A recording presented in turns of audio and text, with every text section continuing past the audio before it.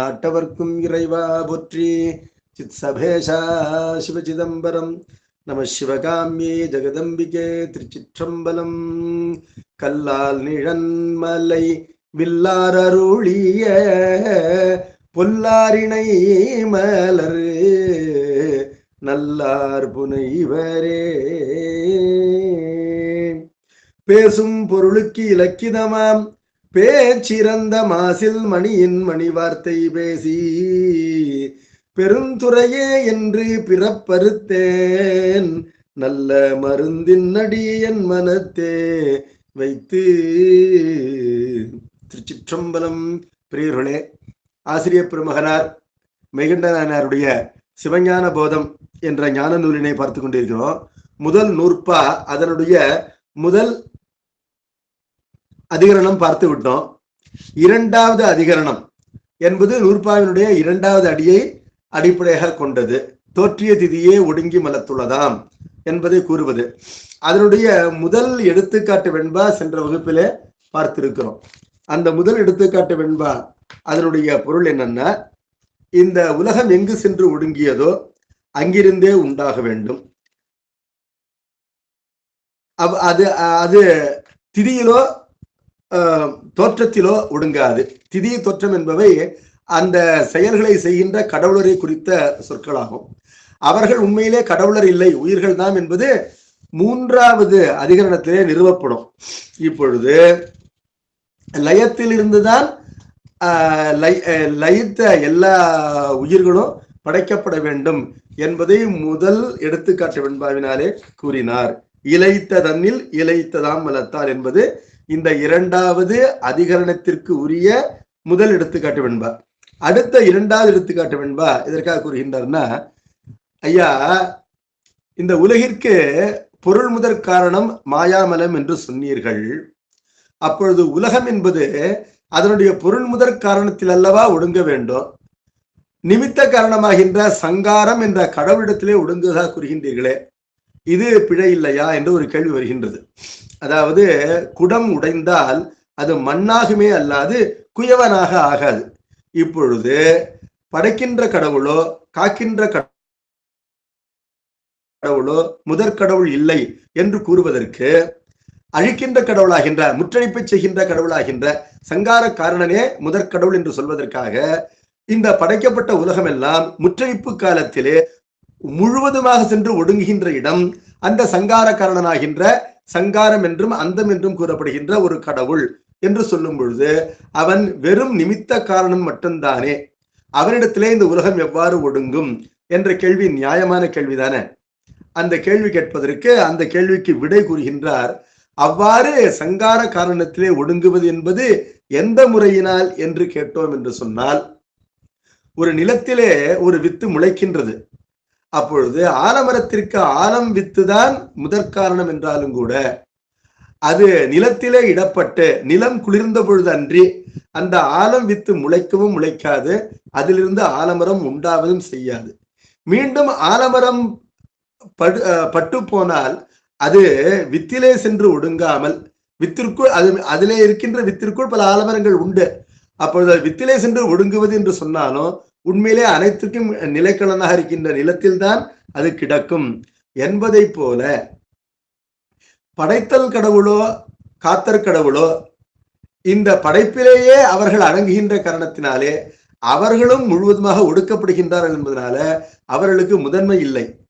மாறாக எல்லா பொருள்களும் ஒடுக்கப்படும் பொழுது ஜட பிரபஞ்சம், அறிவு பிரபஞ்சம், சேதன பிரபஞ்சம், அச்சேதன பிரபஞ்சம் ஆகிய இரண்டும் முற்றழிப்பின் போது ஒடுக்கப்படும் பொழுது அவைவை தத்தம் காரணங்களிலே ஒடுங்குகின்ற நிலையிலே இந்த அச்சேதன பிரபஞ்சம் முழுவதும் தனுகரண புவன போகமாக காணப்படுகின்ற அறிவற்ற உலகம் முழுவதும் மாயாகின்ற அதனுடைய முதற் பொருளிலே ஒடுங்கினாலும் அந்த மாயை என்பது பெருமானுடைய திருமேனி என்றும் திருவடி என்றும் சொல்லப்படுகின்ற திருவுருள் சக்தியிடத்தில் தான் படிந்து கிடக்கின்றது.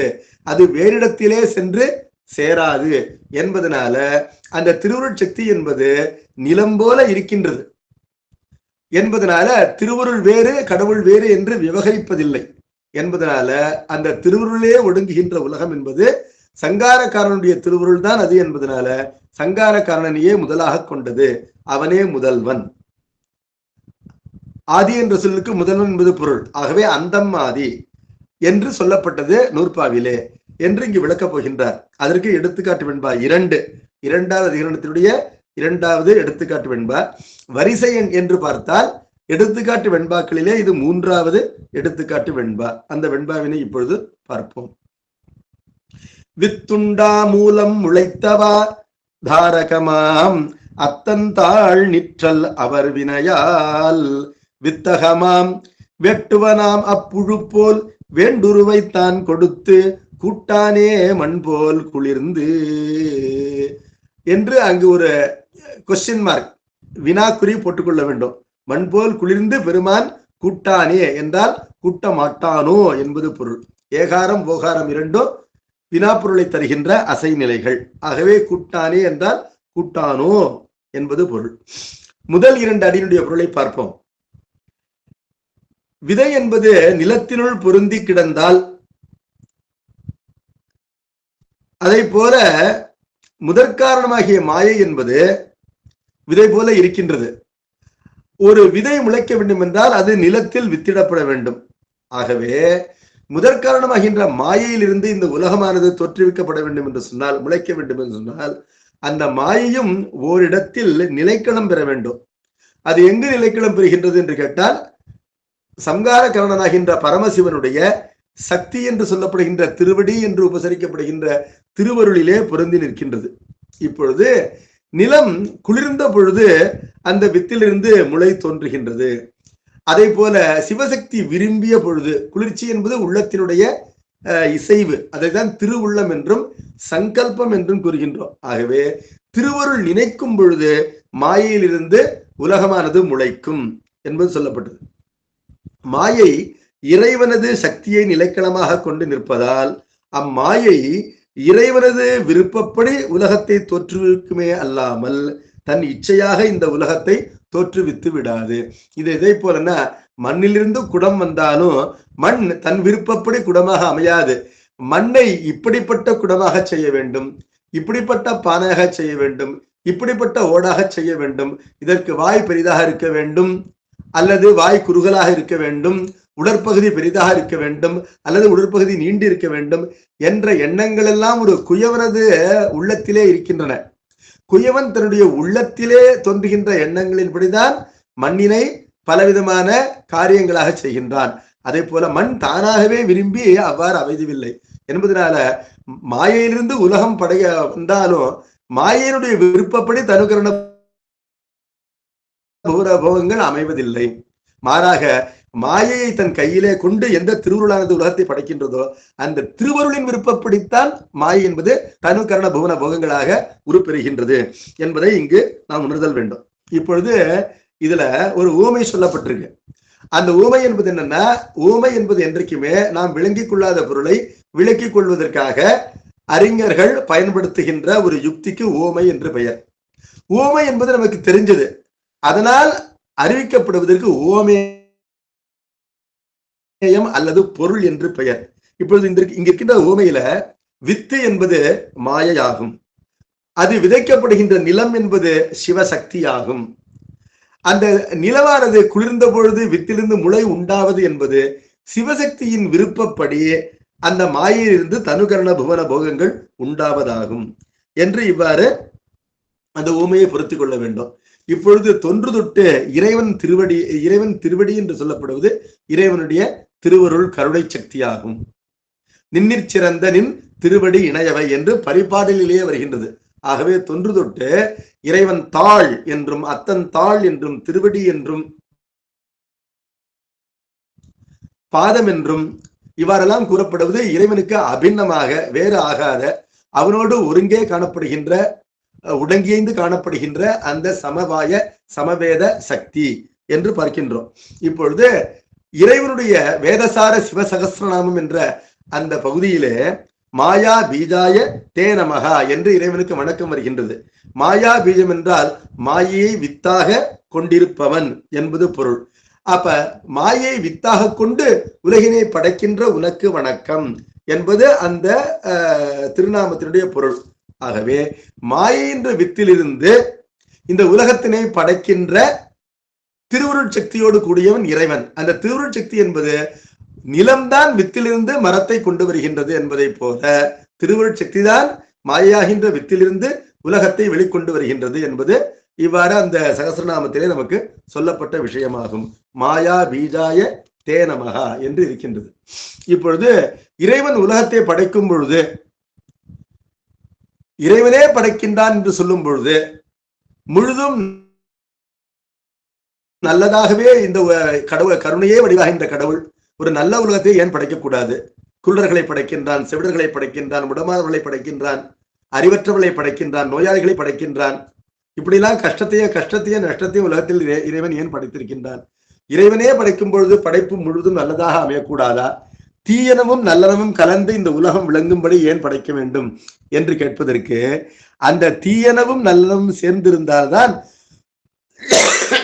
உலக உயிர்கள் தாம் தாம் ஈட்டிய வினைகளுக்கு ஏற்ப பலன்களை நுகர்ந்து அந்த வினையிலிருந்து நீங்க முடியும் என்பதனால அவர் வினையால் என்று இந்த பாடலிலே இருக்கின்றது. அத்தந்தாள் நிற்றல் அவர் வினையால் என்று இருக்கின்றது. அவர் வினையால் என்றால் அவரவர் வினையால் என்பது பொருள். உயிர்கள் தாம் தாம் ஈட்டிய நல்வினை தீவினை பயன்களை நுகர்வதற்காகத்தான் படைப்பு ஏற்படுகின்றது என்பதனால தீவினை பயனை நுகர்வதற்கும் இடமாக உலகமானது படைக்கப்படுகின்றது என்று சொன்னார்.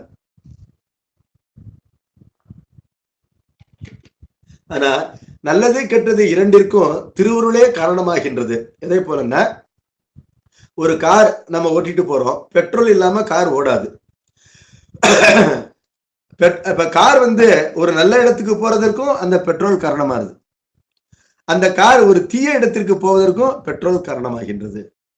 அதே போல இந்த உலகத்திலே நல்வினை பயன் ஊட்டப்படுவதற்கும் திருவுருள் காரணமாகின்றது. இந்த உலகத்திலே தீவினை பயன் ஊட்டப்பெறுவதற்கும் திருவுருள் காரணமாகின்றது. பெட்ரோல் போல தீவினை பயன் ஊட்டப்படுவது நன்மை விளைகின்றது. என்ன நன்மை விளைகின்றதுன்னா, தீவினை பயன் ஊட்டப்பெறுவதனால தீவினையிலிருந்து உயிரானது நீங்குகின்றது. அந்த வினை பயன் கடுமையாக இருப்பதனால அதனை நுகர்கின்ற உயிரானது தீவினையிலிருந்தும் நீங்குகின்றது, தீவினை செய்கின்ற நாட்டத்திலிருந்தும் நீங்குகின்றது என்பதனால வினையின் பயனை நுகர்வதனால வினை நாட்டம் என்பது நீங்குகின்றது. அதுதான் வினை பக்குவப்படுதல் என்று கூறப்படுகின்றது. ஆகவே நல்வினையோ தீவினையோ இரண்டின் பயனுமே ஊட்டப்பட வேண்டும் என்பது இறைவனுடைய சங்கல்பம் என்று பார்க்கின்றோம். இப்பொழுது இதைத்தான் சம்பந்த பெருமான் குற்றம் நீ குணங்கள் நீ கூடல் ஆலவாயிலா என்று சொன்னார். குற்றம் நீ என்றால் உலகத்தில் காணப்படுகின்ற குற்றங்களுக்கு காரணமாபவன் நீ என்பது பொருள். குணங்கள் நீ என்று சொன்னால் உலகத்திலே இருக்கின்ற நன்மைகளுக்கும் காரணமாவன் நீ. அதாவது எனக்கு வருகின்ற லாபம், நான் செய்கின்ற நல்ல செயல், என்னுடைய நல் உணர்வு, இவற்றிற்கும் இறைவனுடைய திருவுருள் தான் காரணமாக இருக்கின்றது. எனக்கு வருகின்ற நஷ்டம், எனக்கு வருகின்ற கஷ்டம், என்னுடைய தீய எண்ணங்கள், இவற்றிற்கும் இறைவனுடைய அருள்தான் காரணமாகின்றது. காரணமாகின்றது எந்த நிலையிலன்னா, வித்து போல் இருக்கின்ற இவற்றை முளைக்க செய்கின்ற காரணமாகின்றது. நிலம் என்பது வித்தினை முளைக்க செய்வதற்கு காரணமாகின்றது. அதுபோல் என்னிடத்தில் இருக்கின்ற டெண்டன்சிஸ், ப்ரொபென்சிட்டிஸ், வாசனைகள் மலர்வதற்கு உதவியாக திருவுருள் காரணமாகின்றது. அவை மலர்ந்த அளவிலே அவற்றிலே உவர்ப்பு ஏற்பட்டு அவற்றிலிருந்து உயிரானது படிப்படியாக நீங்கும் என்பது அனுபவத்திலே உணரலாகும் என்பதனால உலகத்திலே காணப்படுகின்ற நன்மை தீமைகள் அனைத்திற்கும் கடவுளே காரணம் என்று சொல்வதற்காக குற்றம் நீ குணங்கள் நீ கூடலால வாயிலா என்று சொன்னார். இப்பொழுது இந்த குற்றங்களோ குணங்களோ நிலம்போல் இருக்கின்ற கடவுள் அவனிடத்திலே தோயுமான்னு கேட்டா தோயாது. எப்படின்னு கேட்டா, ஆலம் வித்திலிருந்து ஆலமரம் வருவதற்கு நிலம் காரணம். அதுபோல் மாமரத்திலிருந்து மாமரம் வருவதற்கு நிலம் காரணம். ஒரு நுகர்தற்கு உரிய, பருகி பசியாறுதற்குரிய நல்ல பழங்களை தருகின்ற மரங்களும் நிலத்திலிருந்து வருகின்றன. காற்றுப்பட்டாலும் மயக்கம் வரும், கனியை நுகர்ந்தால் உயிர் போய்விடும் என்ற நச்சு மரங்களும் அதே நிலத்திலிருந்து வருகின்றன. அப்பொழுது இரண்டு வகையான மரங்களுக்கும் நிலம் காரணமாவதை போல குற்றம் நீ குணங்கள் நீ என்று சொல்லப்பட்டது. ஆனால் நிலத்தின்கண் குற்றமோ குணமோ இல்லை. ஆனால் வித்து முளைப்பதற்கு காரணமாகின்றது என்று உதவி செய்கின்ற காரணத்தினாலே அது நன்மையே வடிவமாக இருக்கின்றது என்பதனால நிலத்தின் இயல்பு அதிலிருந்து தோன்றுகின்ற வித்து, அதில் வித்திடப்படுகின்ற வித்திலிருந்து முளைக்கின்ற அந்த மரங்களின் இயல்பிலிருந்து வேறுபட்டது என்பதை காட்டுவதற்காக குற்றம் நீ குணங்கள் நீ என்று கூறிய அதே சம்பந்த பெருமான் நன்று உடையானை தீயது இலானை என்று சொன்னார். கடவுள் தன்னுடைய வடிவத்திலே நன்மையே வடிவானவன், தீயது என்பது சிறிதும் இல்லாதவன். அப்படி இருந்து கொண்டே அவன் உலகிலே விளங்குகின்ற எல்லா நன்மைகளுக்கும் காரணமாகின்றான், எல்லா தீமைகளுக்கும் தானே காரணமும் ஆகின்றான்.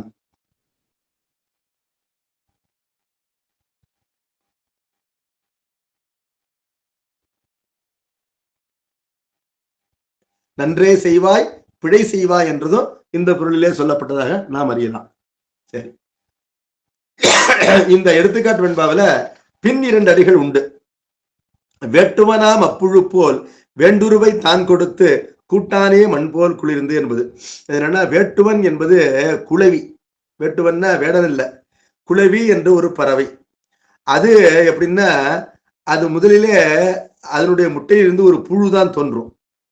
அந்த புழுவை குளவி என்ன பண்ணும், தன்னுடைய கூட்டிற்குள்ளே கொண்டு வைத்துக் கொள்ளும். அது அந்த புழுவோடு கொட்டி கொட்டி அந்த புழுவிற்கு அந்த குளவி போல் ஆக வேண்டும் என்ற எண்ணம் வந்துவிடும். ஆகவே சிறு சிறிதாக அந்த புழுவினை குளவியாக அது டிரான்ஸ்ஃபார்ம் பண்ணி தரும், உருமாற்றம் செய்து கொடுக்கும். பிறகு அந்த புழு என்ன பண்ணும், குளவி போல் இறக்கைகள் முளைத்து பறந்து கொண்டு தான் ஒரு குளவியாக வெளியிலே வரும். இதை இந்த ஊமையை எதற்காக சொல்கின்றார் என்று சொன்னால், ஒரு புழு குளவியாக விரும்பிற்று என்று சொன்னால் அதன் விருப்பத்தை நிறைவேற்றி கொடுக்கின்ற அதனுடைய தாயாகின்ற குளவியை போல மகவாகிய இந்த உயிர்கள் எந்த நிலையை அடைய விரும்புகின்றனவோ அந்த நிலையை அந்த உயிர்கள் அடைவதற்கு உதவியாக திருவுருளாக இருந்து, தாயாக இருந்து திருவுருள் துணை செய்கின்றது. இப்ப படைப்பு என்பது என்னன்னா, திருவுருளாகின்ற தாய் தன் மகவாகின்ற உயிர்களுடைய ஈட்டப்பட்ட வினைகளுக்கு ஏற்ப அவர்களுக்கு விருப்பங்கள் உண்டாகும். உயிர்கள் தாங்கள் ஈட்டுகின்ற வினைகளுக்கேற்ப விருப்பங்களை கொண்டிருக்கும். அந்த விருப்பங்களை நிறைவேற்றிக் கொள்வதற்கு ஏற்ப அதற்கு உடம்புகள் அமைக்க வேண்டும். ஆகவே படைத்தல் என்பது உயிரினை உடம்போடு படைத்தல் தான். அந்த உடம்பினை உயிர் விரும்பிய வண்ணம் தான் திருவுருள் படைக்கின்றது. நாம் எல்லாம் விரும்பித்தான் இவ்வாறு பிறந்திருக்கின்றோம். நாம் எப்படி விரும்பி பிறந்திருக்கின்றோம் என்று கேட்டால், நம் வினைகளை ஈடேற்றிக் கொள்வதற்கு இந்த உடம்புதான் சரி என்பதுதான் அந்த விருப்பம். அந்த விருப்பத்தினை திருவுருள் அறிந்து நாம் விரும்பிய வண்ணமே நம்மை படைக்கின்றது, நம்முடைய வினைகளுக்கு ஏற்ப என்பதை இந்த 2வது உவமையினாலே சொன்னார்.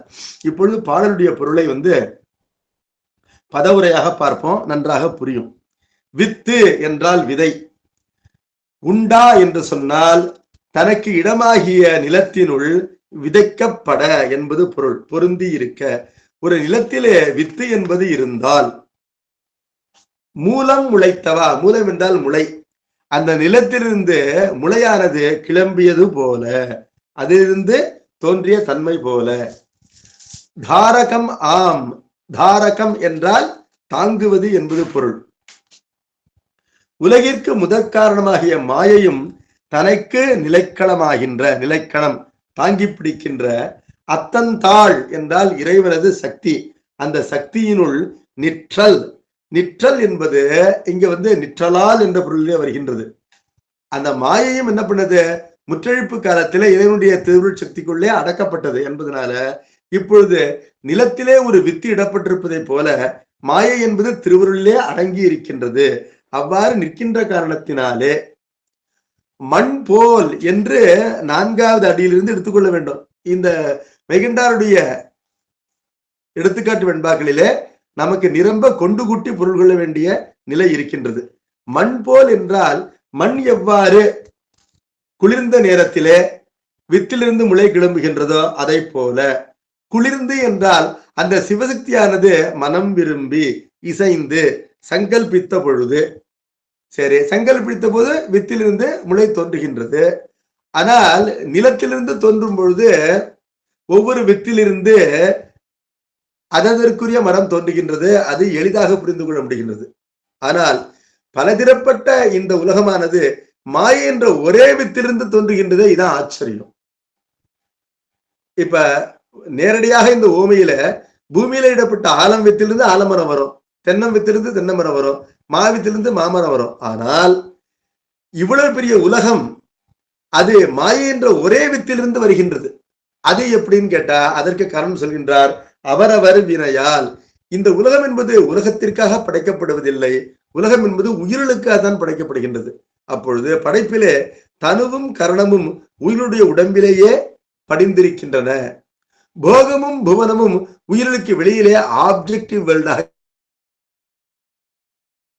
இருக்கின்றது. தனுவும் கரணமும் உயிரோடு சேர்ந்து சப்ஜெக்டாக இருக்கின்றது, தன்னிலையாக இருக்கின்றது. தனுவும் கரணமும் முன்னிலையாக இருக்கின்றன, புவனமும் போகமும். இப்படியே இருக்கின்ற இந்த நான்கும் தான் படைப்பு. இந்த நான்கும் ஆயிரக்கணக்கிலே பல்லாயிரக்கணக்கிலே வேறுபட்டு கிடக்கின்றது.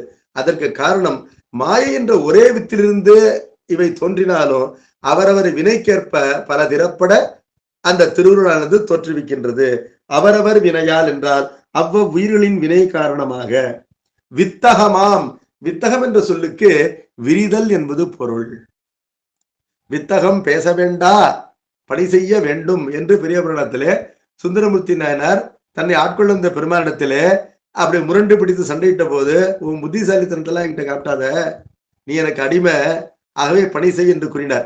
இப்ப வித்தகம் என்பது விரிந்த அறிவினை குறிக்கின்றது. இங்கு விரிவு என்ற அளவிலே இருக்கின்றது. பொதுவாக வித்தகர் என்று யாரை கூறுவார்கள்?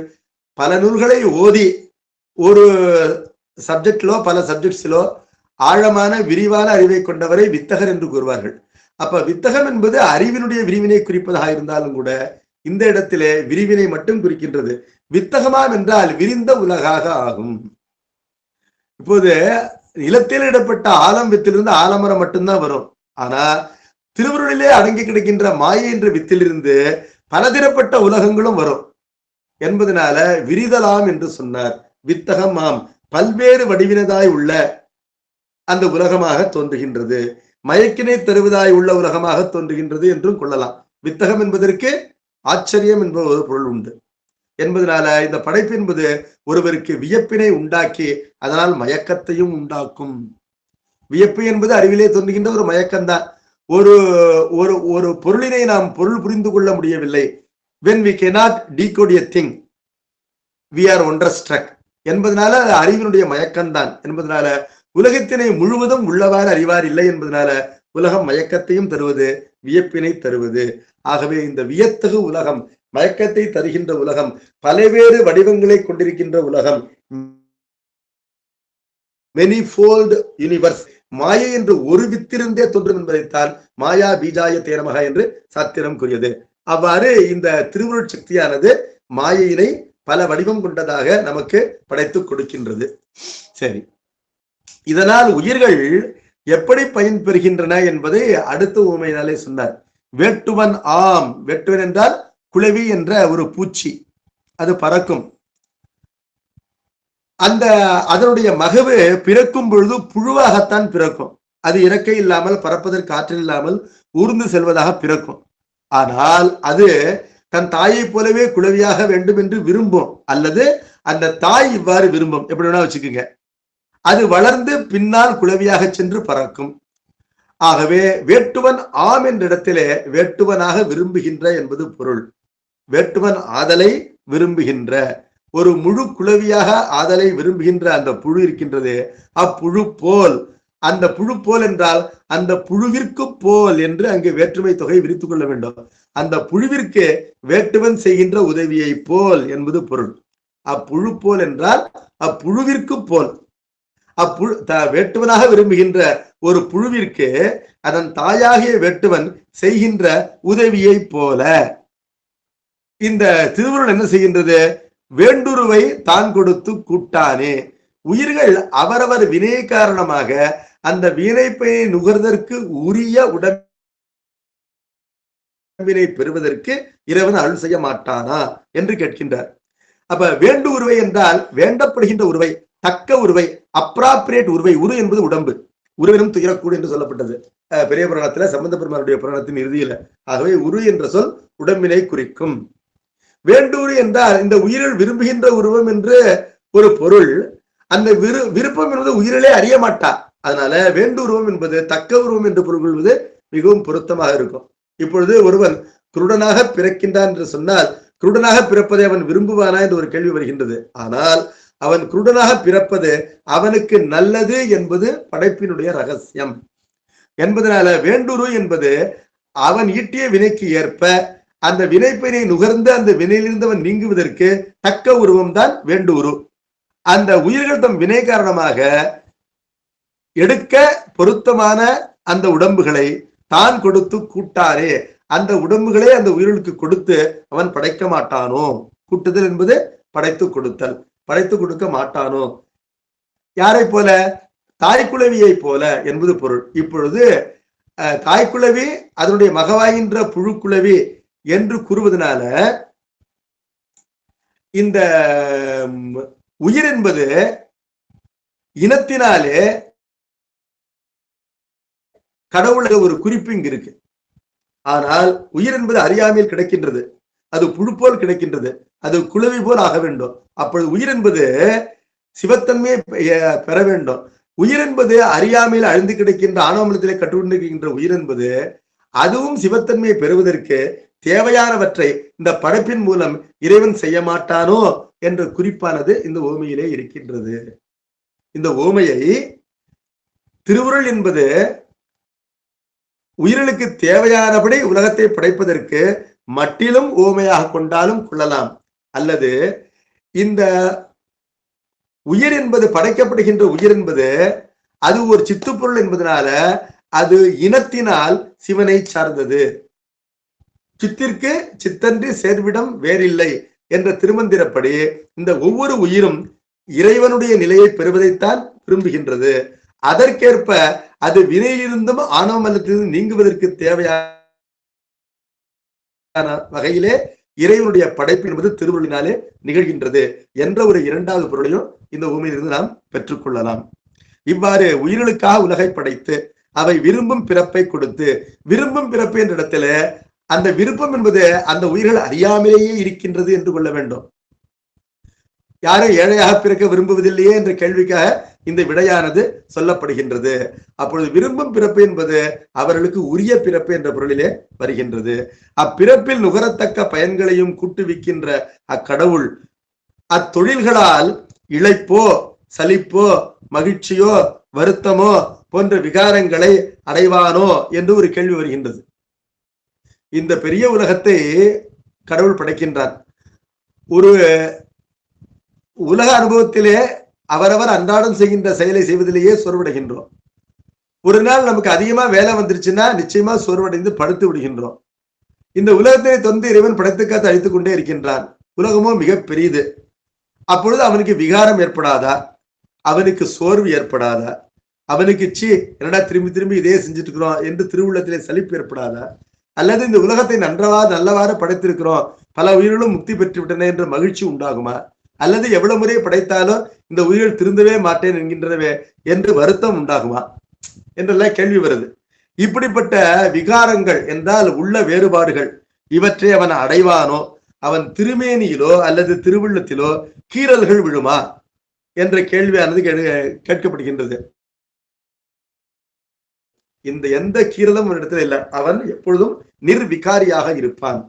எந்த நிலை வேறுபாடுகளும் அடையாமல் தன்னுருவம் யாவர்க்கும் தாக்காது எப்பொழுதும் சிவமாகவே இருப்பான். அவனுடைய சிவனிலிருந்து நழுவவே மாட்டான் என்பதை மூன்றாவது எடுத்துக்காட்டு வெண்பா இந்த அதிகரணத்திலே அதனை கூறுகின்றார். வரிசையின்படி இது சிவஞான போதத்திலே நான்காவது எடுத்துக்காட்டு வெண்பா. இறைவன் எவ்வாறு படைக்கின்றான் உலகத்தை என்று கேட்டால், அவன் கரணங்கள் படிந்திருக்கின்ற ஒரு திருமேனியை கொண்டோ அல்லது திருமேனிக்கு புறம்பாக ஒரு கருவியை கொண்டோ குயவன் குடத்தை படைப்பதை போல் படைக்கின்றான் என்று கொள்ளக்கூடாது. ஒரு குயவன் குடத்தை படைக்கும் பொழுது தன் கையிலே சில கருவிகளை கொண்டு படைக்கின்றான். திகிரி என்றால் சக்கரம், அந்த சக்கரத்தை கொண்டு படைக்கின்றான். அதே போல அவன் உடம்பிலே படிந்திருக்கின்ற கரணங்களும் கருவி போல் ஆகின்றன. அவன் கைகால்களை கொண்டு படைக்கின்றான். அதை தவிர அவனுடைய எண்ணத்திலும் அவன் மறைந்து படைக்கின்றான். இப்ப அந்த கரணத்தையும் பயன்படுத்துகின்றான். அந்த கரணம் உடம்பிலே படிந்திருக்கின்ற புறக்கரணம் மற்றும் உடம்பிற்கும் வெளியிலே இருக்கின்ற கருவி, இவற்றையெல்லாம் கொண்டு ஒரு குயவன் குடத்தை படைக்கின்றான். அதைத்தான் படைக்கின்றான் என்று சொல்லலாம். ஆனால் கடவுளுக்கு திருவருளே திருமேனி. கடவுள் திருமேனி கொண்டிருக்கிறார் என்று சொல்வது உபச்சாரம் தான். உண்மையிலே கடவுளுக்கு திருமேனி என்பது இல்லை. அவனிடமிருந்து பிரியாத திருவருளே அவனுக்கு திருமேனி, அறிவே அவனுக்கு திருமேனி என்று சொல்லும் பொழுது அதனை நாமெல்லாம் பெற்றிருக்கின்ற திருமேனி போல கருதக்கூடாது. அது மாயா காரியமாகின்ற திருமேனி என்று திருவருளே அவனுடைய அறிவே ஞான சக்தியே அவனுக்கு திருமேனியாக அமைகின்றது. அப்பொழுது அவன் வேறு இல்லை, அவன் திருமேனி வேறு இல்லை என்று ஆகின்றது. ஆகவே அவன் ஒரு உடைமை பொருளாக ஒரு திருமேனியை கொண்டிருக்கின்றான். வி பொசஸ் அவர் பாடி. அதை போல அவனுக்கு ஒரு திருமேனி இருக்கின்றது என்று கொள்ளக்கூடாது. ஆகவே அந்த திருமேனியிலே கரணங்கள் உண்டு, அந்த கரணங்களை கொண்டு அவன் படைக்கின்றான் என்றும் கொள்ளக்கூடாது. அவன் புறத்தே சில கருவிகளை நாடி, அந்த கருவிகள் இல்லை என்றால் அவனுக்கு சுதந்திரம் இல்லை, அவனால் படைக்க முடியாது. ஆகவே அந்த கருவிகளின் துணையின்றி அவனால் படைக்க முடியாது என்ற நிலையும் அவனுக்கு இல்லை. அப்பொழுது அவன் எவ்வாறு படைக்கின்றான் என்று கேட்டால், அவன் தன்னுடைய திரு உள்ளத்தினாலேயே படைக்கின்றான், சங்கல்பத்தினாலேயே படைக்கின்றான். அவன் விரும்பியவாறே படைப்பு நிகழ்கின்றது, அவன் விரும்பியவாறே காத்தல் நிகழ்கின்றது, விரும்பியவாறே ஒடுக்கவும் நிகழ்கின்றது என்பதனால அவன் படைப்பதை படைக்காமல் படைக்கின்றான் என்று சொல்லலாம். படைக்காமல் படைக்கின்றான் தான் அர்த்தம். உலகத்திலே படைப்பவர்கள் எவ்வாறு படைக்கின்றார்களோ அவர்களை பாருங்கள்.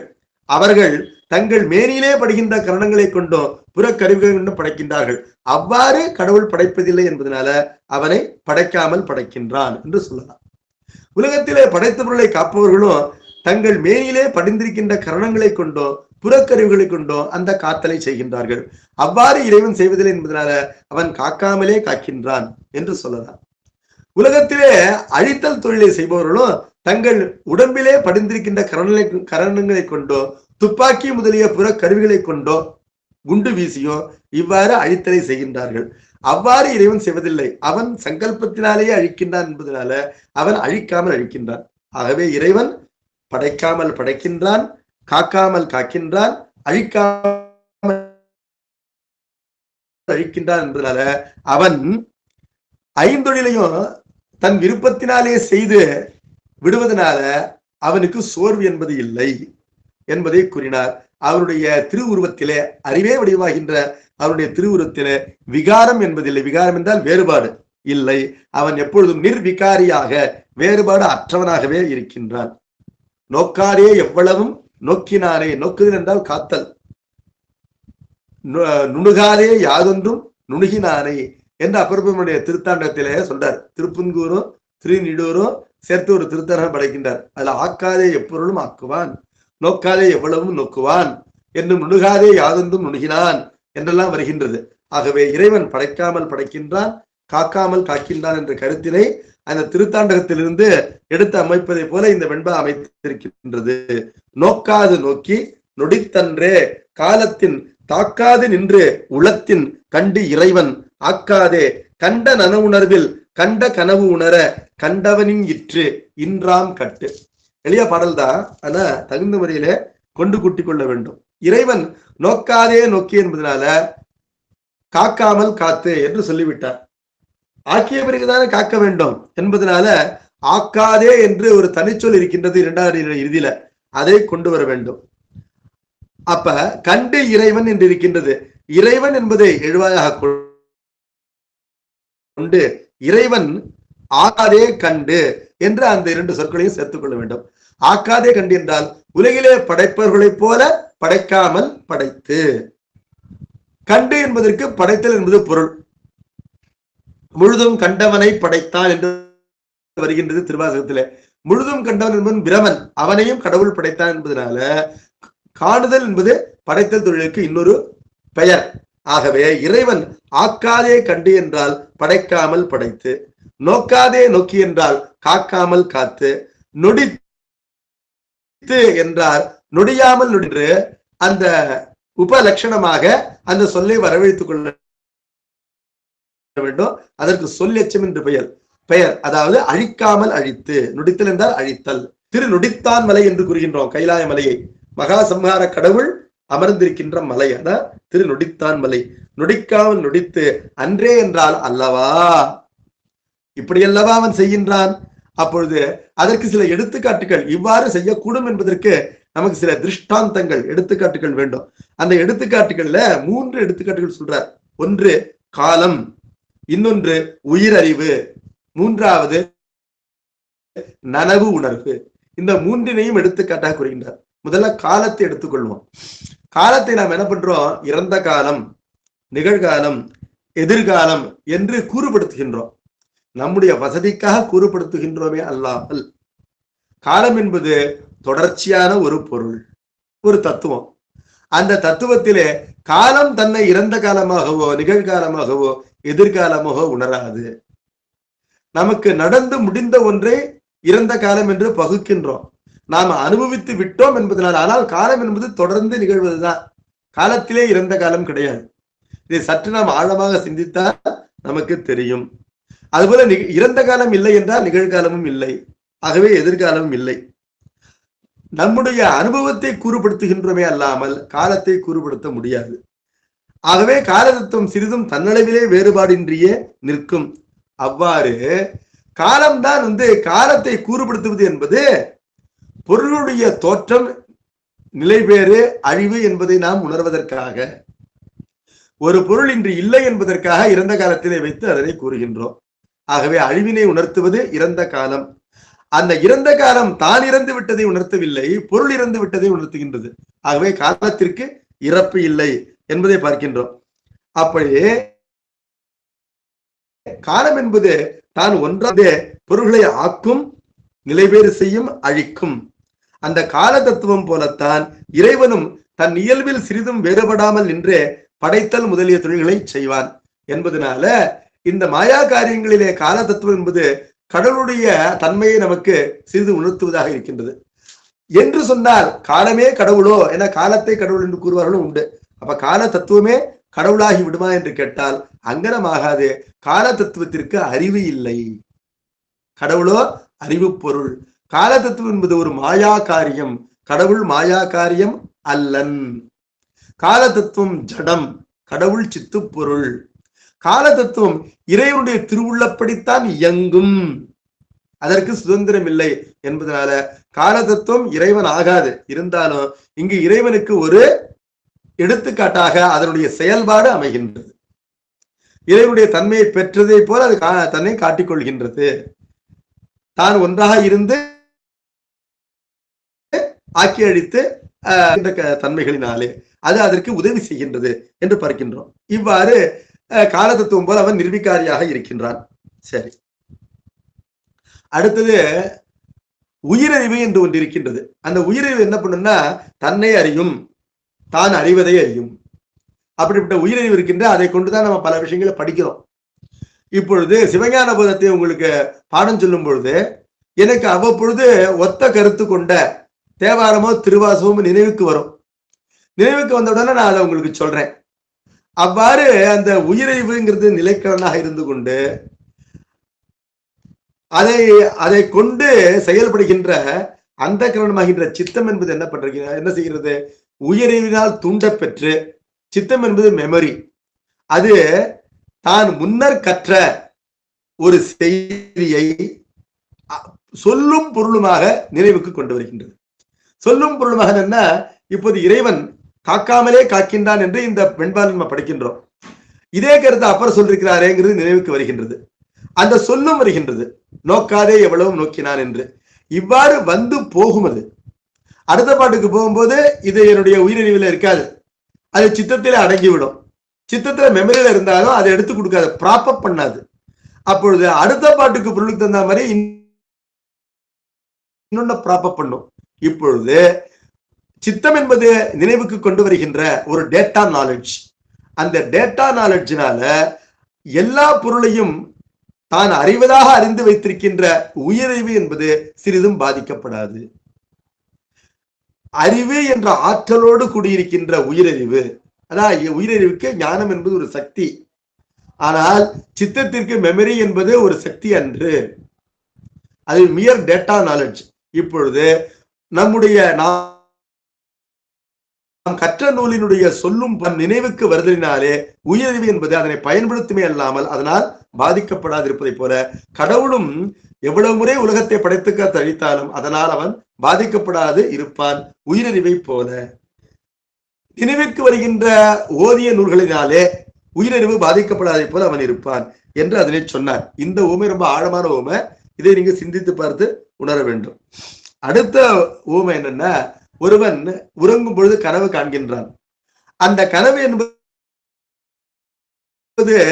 அவன் விழித்துக் கொண்ட போது அப்பொழுது நனவு நிலையிலே அந்த கனவினை நினைவுக்கு கொண்டு வருகின்றான். நனவு நிலையிலே கனவினை நினைவுக்கு கொண்டு வரும் பொழுது தகுதி இருந்தால் அந்த கனவு முழுவதும் நினைவுக்கு வரும், இல்லை என்றால் அரைகுறையாகத்தான் வரும். அது முழுவதும் நினைவுக்கு வந்தாலும் அரைகுறையாக நினைவுக்கு வந்தாலும் இவ்வாறு கனவு கண்டோம் என்ற அளவிலே அது உணரப்படுமே அல்லாமல் அந்த கனவிலே ஏற்பட்ட இன்ப துன்பங்களால நனவிலே அவன் பாதிக்கப்பட மாட்டான். அதாவது நான் எழுதுகின்ற பரீட்சை ஒழுங்காக எழுதாமல் ஃபெயில் ஆகிவிட்டேன் என்று கனவு கண்டு விழித்துக் கொண்டேன் என்று சொன்னால் அதனால நான் பாதிக்கப்பட மாட்டேன். இதுவரை கனவு தானே, இன்னும் பரீட்சையே வரல, இன்னும் ஒரு மாசம் இருக்கு, ஒழுங்கா படிச்சு எழுதலாம் என்று நினைப்பேனே அல்லாமல் கனவிலே நான் பரீட்சையிலே தோற்று விட்டதுனால நான் நட்டப்பட்டு விட்டதாக நினைத்து நனவிலே அழுது கொண்டிருக்க மாட்டேன்.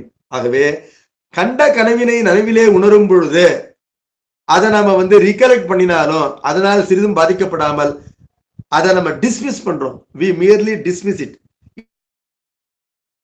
it is trash, அது குப்பை, அது ஒன்று என்று அதனை ஒதுக்கி தள்ளுகின்றோம் நன உணர்விலே பாதிக்கப்படாமல். அதே போல பாதிக்கப்படாமைக்கு இதுவும் ஒரு எடுத்துக்காட்டு. தன்னால் படைக்கப்படுகின்ற உலகங்களினாலே கடவுள் பாதிக்கப்பட மாட்டான் என்பதற்கு இது ஒரு எடுத்துக்காட்டு. இந்த 3 ஊமைகள் அல்லது எடுத்துக்காட்டுகளிலே சிறிது அந்த எடுத்துக்காட்டுகளின் பயன் வேறுபாடு இருக்கின்றது. அதனை நாம் நுணுகி நோக்கினால் நாம் அறியலாம். இப்பொழுது பாடலுடைய பொருளை பதவுரையாக பார்ப்போம். காலத்தின் என்றால் இன் என்பது ஓம உருவு, காலத்தை போல. இறைவன் தாக்காது நின்று என்பதை தாக்குறாது நின்று என்று அதை பொருள்படுத்த வேண்டும். கற்றானை கங்கைவார் சடையான் தன்னை என்று அப்பர் பாடிக்கிறார். கற்றானை என்றால் கற்கப்படுவான் என்பது பொருள்.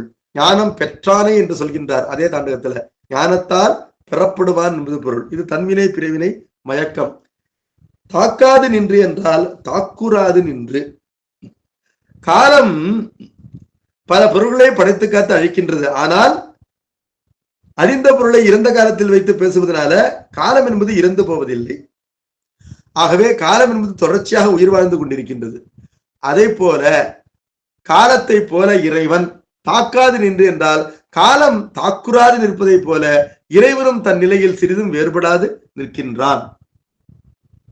காலத்தின் என்பது எவ்வாறு? காலத்தை போல என்றால் காலம் இறந்த காலம், நிகழ்காலம், எதிர்காலம் என்று பலவாக பிரித்து பேசப்பட்டாலும் உண்மையில் வேறுபடாது நிற்கும். அதே போல தொழில்களினாலே பிரித்து பேசப்படுகின்றான். அவ்வாறு பிரித்து பேசப்பட்டாலும் அவனுடைய நிலையிலே அவன் வேறுபட மாட்டான்.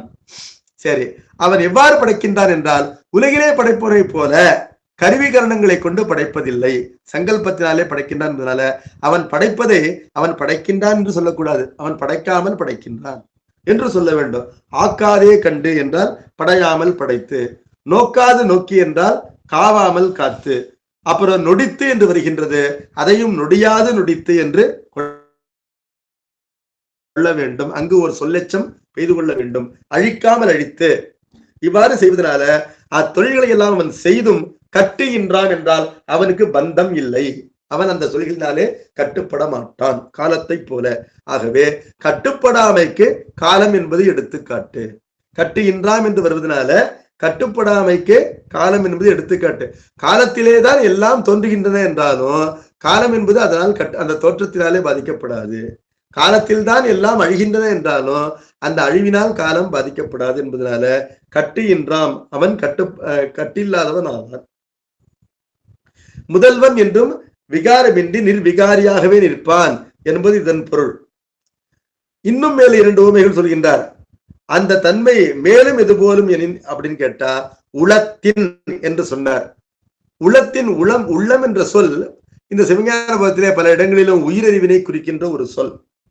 ஆகவே உளத்தின் என்றால் உயிரறிவை போல என்பது பொருள். உள்ளம் இஸ் ஈக்வல் டு உயிர். உள்ளம் என்பது மனம் என்ற அர்த்த கரணத்தை இங்கு கூறவில்லை. இன்னும் மேலே வருகின்ற பல எடுத்துக்காட்டு வெண்பாக்களிலே உள்ளம் என்ற சொல் பயன்படும். அந்த உள்ளம் என்ற சொல் உயிர் அறிவினை குறிக்கின்ற ஒரு சொல். இன் என்பது உவம உருவ உயிரறிவினை போல அப்படின்னார். உயிரறிவினை போல என்று குறிப்பாக சொல்லிவிட்டார். அதை நாம் விளக்கிக் கொள்ள வேண்டும். உயிரறிவு என்பது எப்பொழுதும் பாதிக்கப்படாது. உயிரறிவு எதனால் பாதிக்கப்படாது? பாசஞானத்தினால் பாதிக்கப்படாது என்று. உயிரறிவு என்பது பசுஞானம், அது பாசஞானத்தினால் பாதிக்கப்படாது என்பது பொருள். பாசஞானம் என்பது டேட்டா நாலேஜ், உலகை பற்றிய அறிவு என்பது மியர் டேட்டா நாலேஜ் தான். அது அறிவே அன்று, அது உண்மையிலே பந்தம். ஞானம் பந்தகா என்று சிவசூத்திரம் என்ற ஆகமம் கூறுகின்றது. அந்த இடத்துல ஞானம் என்பது உலகியல் அறிவு, அது இந்த உயிரறிவினை கட்டுப்படுத்துகின்ற அறிவு, அது பந்தம். அதிலே நாம் விரும்பி உழன்றோம் என்றால் அது நமக்கு பந்தமாகின்றது. ஆனால் உண்மையிலே உயிரறிவு அதனால் விகாரப்படுமா என்று கேட்டால் விகாரப்படாது. இப்ப இதை எப்படி புரிஞ்சுக்கலாம்னா, ஒருத்தர் நிறைய படிச்சிருக்கிறார், எந்த பரீட்சையிலையும் ஃபர்ஸ்ட் ரேங்க் வாங்கிடுவார், எந்த நூலையும் அப்படியே மனப்படமா ஒப்பிப்பார். திருக்குறள், தொல்காப்பியம், கம்பராமாயணம் எல்லாத்தையும் மனப்படமா வச்சிருக்கு. அவருக்கு ஒரு விபத்துல மண்டையில அடிபட்டுடுச்சு, எல்லாம் மறந்து போச்சு. அப்ப எல்லாம் மறந்து போனா அவருக்கு ஒண்ணுமே தெரியல, மனைவியை கூட தெரியல, மகனுடைய பெயர் தெரியல, யாருன்னு கேட்கிறாரு. ஆனால் தன்னுணர்வு என்ற அறிவு நிலையிலே உயிரறிவு ஓடிக்கொண்டே இருக்கும். அந்த உயிரறிவு என்பது அழியாது. அந்த உயிரறிவு என்பது இந்த நினைவாற்றலை அடிப்படையாக கொண்டது அன்று. ஆனால் நினைவாற்றலுக்கு துணை செய்வது உயிரறிவு. உயிரறிவு இல்லாமல் ஒருவர் நல்ல நினைவாற்றலை பெற முடியாது. அப்படி நினைவாற்றலை பெற்றிருந்து இழந்தாலும் உயிரறிவு பாதிக்கப்படாது. இது எதை போலனா, தன்னிடத்திலே தோன்றிய பொருள்கள் தன்னிடத்திலே அழிந்தாலும் காலம் பாதிக்கப்படாததை போல உயிரறிவு தான் கற்ற கல்வியினை தான் மறந்தாலும் பாதிக்கப்படாது. உயிரறிவு தான் கற்ற கல்வியினை தான் மறந்தாலும் பாதிக்கப்படாது என்பதை விளக்குமுகமாக அருட்பிரகாச வள்ளலார் என்ன பாடினார்? கற்ற கல்வியை மறந்தாலும் நமச்சிவாயத்தை நான் மறவேனே என்று பாடினார் இல்லையா? உற்ற தேகத்தை உயிர் மறந்தாலும், கற்ற கல்வியை கற்ற கல்வியை உயிர் மறந்தாலும் என்பதனால அந்த மறதியினாலெல்லாம் உயிர் பாதிக்கப்படாது, நினைவினாலும் பாதிக்கப்படாது என்பது பொருள். ஆகவே உள்ளத்தில் என்பது ஒருவன் கற்ற நூலியது பொருளும் சொல்லும் அவனது நினைவிற்கு வரும்பொழுது அதனால் தன் தன்மை தெரியாத உயிரறிவின் தன்மை போல கடவுளானவன் விகாரப்பட மாட்டான் என்று சொன்னார். கண்ட நனவுணர்வில் கண்ட கனவுணர கண்டவனின், கண்ட நனவுணர்வில் என்றால் நனவினை கண்ட கனவு உணர கண்டவன் என்றால் முன்பு கண்ட கனவினை நனவிலே உணர கண்டவன் என்றால் ரீகலெக்ட் செய்பவன், நினைவிற்கு கொண்டு வருபவன். இன் என்பது உருவ அவனை போல தான் கண்ட கனவை விழித்துக் கொண்ட பிறகு நினைவுக்கு கொண்டு வருபவன். அந்த கனவினாலே அவன் இன்ப துன்பங்களை எய்துதல் இல்லை. ஒருவன் உறங்கி விழிக்கும் பொழுது அவனுக்கு பசிக்கின்றது, கனவிலே மசால் தோசை சாப்பிட்டாமனே கனவு கண்டிருக்கின்றான் என்பதுதான் இந்த பசி நீங்காது. அவன் ஏதாவது கஞ்சி கிடைக்குமா என்றுதான் பார்ப்பான். ஆகவே கனவு என்பது நனவினாலே டெர்மினேட் ஆகுமே அல்லாது நனவிலே தொடர்ந்து நனவினை பாதிக்காது என்று பார்க்கின்றோம். ஆகவே அவனை போன்றால் இந்த தன்மைத்து, ஆகவே கடவுள் பாதிக்கப்பட மாட்டான் என்பதற்கான உவமைகளை சொன்னார். இந்த தன்மை போல கடவுளுக்கும் விகாரம் இல்லை என்று சொன்னார்.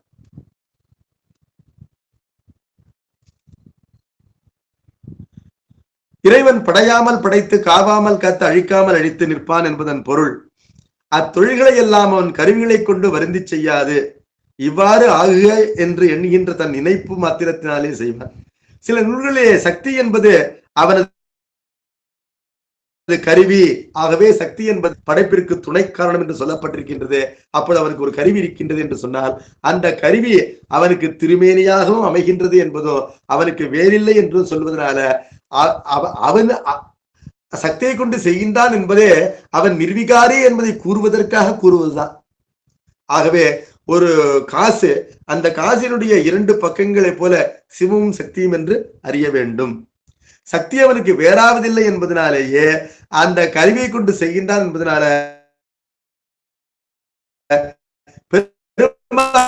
உலகிலே ஒரு நம்பி இருப்பதை போல பெரும்பாலும் சில கருவிகளை நம்பித்தான் படைப்பினை செய்வதற்கு சுதந்திரம் இல்லாமல் இருக்கின்றான் என்று நினைக்கக்கூடாது.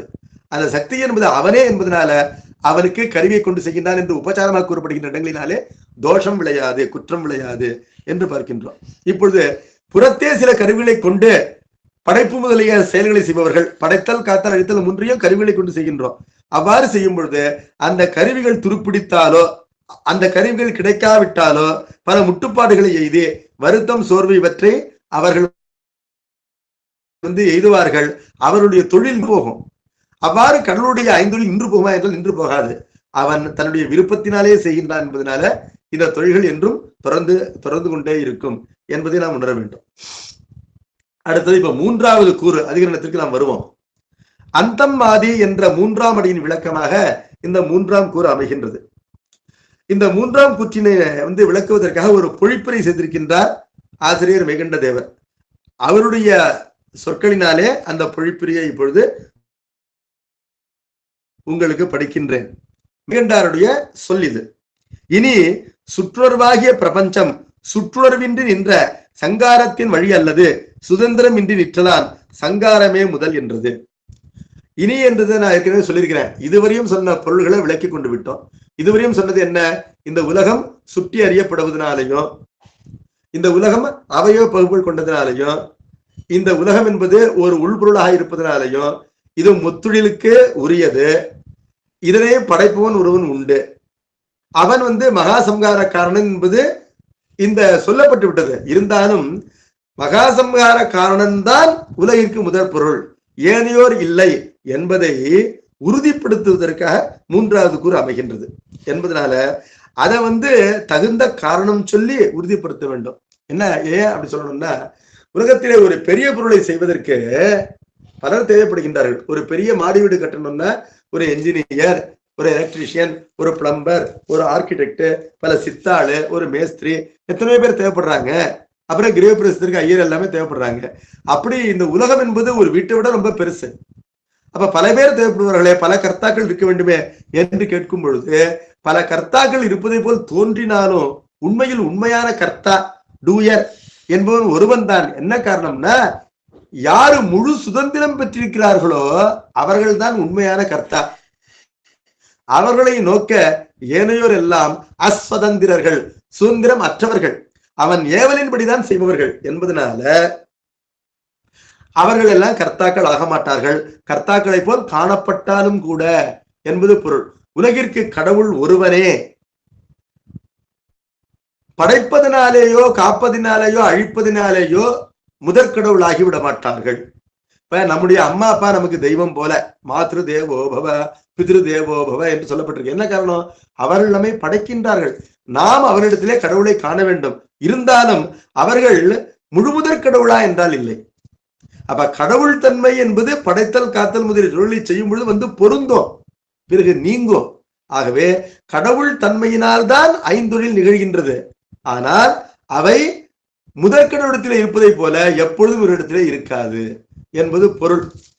இப்ப அதிதி தேவோ பவ, நம்முடைய வீட்டிற்கு வருகின்ற விருந்தினரை கடவுள் போல் நினைக்க வேண்டும். என்ன காரணம்? அவர் நம்ம வீட்டுல சாப்பிட்டுட்டு ஆசீர்வாதம் பண்ணுவாரு. அவர் ஆசீர்வாதம் பண்றதுனால நம்ம வீட்டு பையனுக்கு கல்யாணம் ஆகும், குழந்தை பிறக்கும், எல்லாம் நடக்கும். அந்த அருள் இருக்கின்றது என்பதனால அவர் நமக்கு கடவுள் தான். ஆனால் இந்த பெரிய உலகத்தை படைத்து காத்து அழித்து மறைத்தருள்கின்ற கடவுள் அவர்தானா என்றால் இல்லை. அதுபோல ஆச்சாரிய தேவோபவ, நமக்கு கல்வி அறிவு போதிக்கின்ற ஆசிரியனை கடவுளாக பாவிக்க வேண்டும். இப்படி பல கடவுளர் உண்டோ என்று கேட்டால், பல கடவுளர் உண்டு என்று தோன்றினாலும் கடவுள் ஒருவனே. அவன் யார் என்று கேட்டால், இவை அனைத்தையும் முற்றழிப்பு காலத்திலே தன்னிடத்திலே ஒடுக்கிக் கொள்கின்ற அந்த கடவுள் தான் உண்மை கடவுள் என்று சொல்வதற்குத்தான் இந்த மூன்றாவது கூறு. அந்தம் ஆதி என்மனார் புலவர். புலவர் என்றால் அறிந்து வைத்திருப்பவர்கள், பெரிய ஞானிகள் இவ்வாறு கூறுகின்றார்கள் தொன்று தொட்டு என்பது பொருள். அதற்கு எவ்வாறு பொழிப்புரை செய்கின்றார் என்று கேட்டால், இனி சுற்றுணர்வாகிய பிரபஞ்சம் சுற்றுணர்வின்றி நின்ற சங்காரத்தின் வழியல்லது சுதந்திரமின்றி நிற்றலான் சங்காரமே முதல் என்றது. இதுல சுற்றுணர்வு ஆகிய பிரபஞ்சம் என்று சொல்லப்பட்டது என்ன? சேத்தன பிரபஞ்சம். சுற்றுணர்வு ஆகிய பிரபஞ்சம் என்றால் சுற்றுணர்வை கொண்டு இயங்குகின்ற உலகம். உலகம் என்பது இரண்டு: அறிவு உடைய உலகம், அறிவு இல்லாத உலகம். அறிவு உடைய உலகம் என்பது உயிர் தொகுதி, உயிர்கள். அவைதான் ஒருவன் ஒருத்தி ஒன்று என்று சொல்லப்பட்ட உயர்தினியும் அகினியமாகின்ற உயிர்கள். அந்த உயிர்களை சுற்றுணர்வாகிய பிரபஞ்சம் என்று சொன்னார். அதாவது சுற்றுணர்வை கொண்டே செயல்படுகின்ற பிரபஞ்சம். சுற்றுணர்வு என்பது என்ன என்று கேட்டால் வடமொழியிலே சொல்ல வேண்டும் என்றால் ஏகதேச ஞானம்.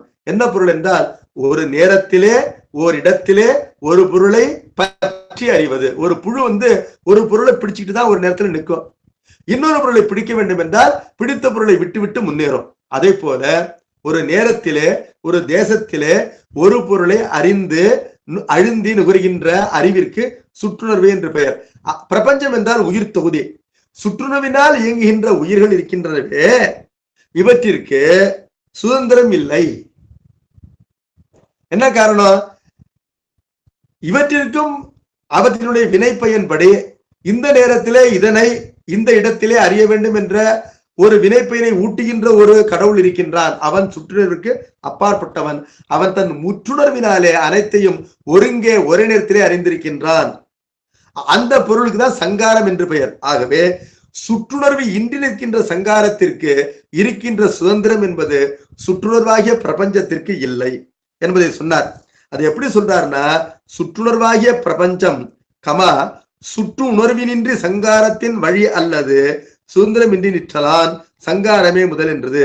இதை இன்னும் தெளிவா புரிஞ்சுக்கணும்னா சற்றே விளக்கிக் கொள்ள வேண்டும். நம்முடைய மொழியில சுற்றுணர்வாகிய பிரபஞ்சம் சுற்றுணர்வின் என்ற சங்காரத்தின் வழி அல்லது என்றால் சங்காரத்தோடு இது இணைந்தாருடைய முற்றுணர்வை பெறாது. வழி என்பது அருள்.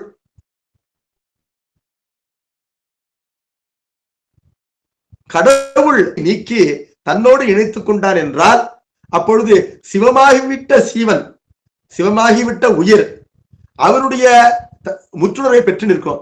தன்னுடைய ஏகதேச உணர்வை விட்டு நிற்கும். பொருள்களை பீஸ் மீளாக அறிந்த அந்த ஏகதேச உணர்வை விட்டுவிட்டு கடவுளோடு இரண்டரை கலந்த நிலையிலே முற்றுணர்வு பெற்று சுதந்திரமாக நிற்கும். அப்படி அல்லாமல் வேறு நிலையிலே அதற்கு முற்றறிவு நிகழவே நிகழாது. அப்ப சங்காரத்தின் வழி அல்லது என்றால் சங்காரம் அருள் செய்தால் ஒழிய அந்த முதற்கடலோடு இரண்டரை கலந்த முக்தி நிலையில் அல்லாமல் வேறு பத்த நிலையிலே சுதந்திரம் இன்றி நிற்றான். வேறு எந்த நிலையிலும் அதற்கு சுதந்திரம் இல்லை என்று அறியப்படுவதனால சங்காரமே முதல். சங்கார பொருளே கடவுள். முதல் என்றால் கடவுள்.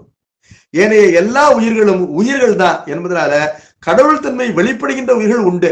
இப்ப பேரறிவு படித்த ரிஷிகள் இருக்கின்றார்கள், முக்காலத்தை உணர்ந்த ரிஷிகள் இருக்கின்றார்கள், சப்த ரிஷிகள் இருக்கின்றார்கள், உலகினை படைக்கின்ற நான்முகன் இருக்கின்றான், காக்கின்ற திருமால் இருக்கின்றார், ஒடுக்கின்ற உருத்திரன் இருக்கின்றார். இவர்கள் எல்லாம் தங்களுடைய பெரும் புண்ணியத்தினாலே கடவுள் போல தோன்றினாலும் கூட அவர்களையும் இயக்குகின்ற கடவுள் ஒருவன் இருக்கின்றான். என்ன காரணம்னா அவரவர்கள் தத்தமளவிலே சுற்றுணர்வு கொண்ட பிரபஞ்சமாகத்தான் இருக்கின்றார்கள். தத்தமளவிலே அவர்களுடைய அறிவு விரிந்திருந்தாலும் அது முற்றுணர்வாக விரியவில்லை என்பதனால அவர்கள் கடவுளாக மாட்டார்கள் என்பது இந்த பொழிப்புரையின் பொருள். இந்த பொழிப்புரையிலே நமக்கு சங்காரமே முதல் என்பது மேற்கோள். அதற்கு முன்னே இருக்கின்ற ஒரு நீண்ட தொடர் என்பது ஏது. அது என்ன? சுற்றுணர்வாகிய பிரபஞ்சம் சுற்றுணர்வின் என்ற சங்காரத்தின் வழி அல்லது சுதந்திரம் இன்றி நிற்றலான் என்பது ஏது. மேற்கோளை எப்படி விளக்கிக் கொள்ளலாம்னா, முதல்வர் பலர் என்று உலகம் கருதுகின்றது. இதை மறுப்பதுதான் மேற்கோள். சங்காரமே முதல் என்பதில் இருக்கிற ஏகாரம் பிரிநிலை ஏகாரம். ஏனையோர் முதல்வர் ஆக மாட்டார்கள். முதல் என்றதினாலேயே கடவுள் என்று ஆயிற்று. ஆகவே ஏனையோர் கடவுளாக மாட்டார்கள் என்று சொன்னால் உலகிலே அவர்கள் எல்லாம் உயிர்களே.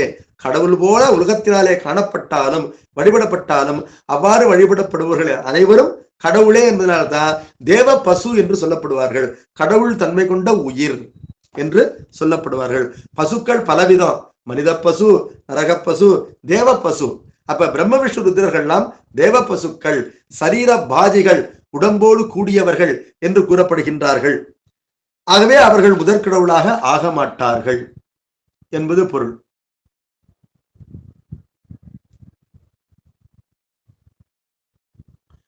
சங்காரம் என்பது சங்காரகரணனாகின முதற்கடவுளை குறிப்பது என்பது உங்களுக்கு நல்லா தெரியும். இப்பொழுது ஏதுவனை விளக்கிக் கொள்வோம். ஏதுவனை எவ்வாறு விளக்கிக்கொள்ளலாம்னா, பிற கடவுளர் முதல்வன் வழியில் நிற்றற்கு உரியவர் என்பதை சொல்றார். ஏதுவில் சுற்றுணர்வாகிய பிரபஞ்சம் என்றது உயிர் தொகுதியை குறிக்கும். உயிர்கள் சுற்றுணர்வு உடையன. சுற்றுணர்வு என்பது பொருள்களை அறியுங்காலத்தில் ஒரு சேர அறிய மாட்டாது, ஒரு நேரத்தில் ஒன்றை மட்டுமே அளவிட்டு அறிந்து அதில் அழுந்துவதாகும். இது பற்றிய உயிரறிவு சிற்றறிவு என்று சொல்லப்படுகின்றது. இந்த சிற்றறிவை கொண்டவர்கள்தான் அந்த தேவ பசுக்களும் என்பது பொருள். இதற்கு மாறாக இறைவனது அறிவோ எல்லாவற்றையும் ஒருங்கே அறிந்து நிற்கும் பேரறிவாகும். அந்த அறிவிற்கு வியாபக அறிவு என்றும் முற்றறிவு என்றும் பெயர். அந்த முற்றறிவு என்பது அவன் ஒருவனுக்கே உண்டு என்பதனால அவன் ஒருவனே கடவுள் ஆவான். இப்பொழுது சிற்றறிவுடைய உயிர்கள் தனித்து நிற்கும் சுதந்திரம் உடையன அல்ல. வியாபக அறிவை பெறுகின்ற நிலையும் அவர்களுக்கு இல்லை. இந்த பிற கடவுளர் எல்லாரும் இந்த உயிர் இனத்தவரே.